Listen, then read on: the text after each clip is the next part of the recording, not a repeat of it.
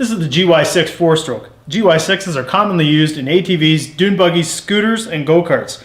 They feature belt-driven transmissions and do come in a bunch of different configurations. They range anywhere from about 50 cc's up into 250 cc's. They are known to be an extremely reliable engine, maybe a little underpowered, but they will get you where you need to go.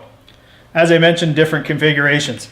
The belt case size you're going to want to watch. This is a short case, features 8 bolts around the outside. The long case features 10. You're going to need to know that for when you're looking for your proper belt.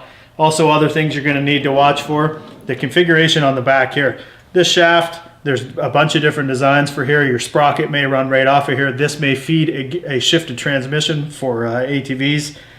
You're going to need to know if it's electric start, kick start, or a combination of both. And then to find your engine size, you're just going to look down on the bottom of the case down here, and it's engraved there. It'll tell you a serial number and the size, like the CC size. Common upgrades on these, definitely going to want to get yourself a good high quality carburetor. Our carburetors are an awesome bolt-on for these. Get yourself a good high quality ignition coil. This one, for example, is a performance coil, give you a little bit stronger spark. You want a little bit more rev out of your machine, get yourself a good high quality CDI box. This is a performance module.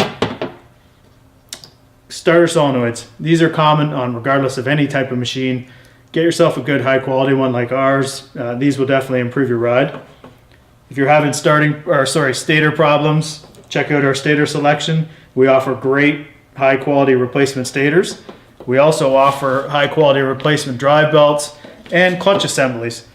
Pretty much anything on these we should be able to get our hands on for you.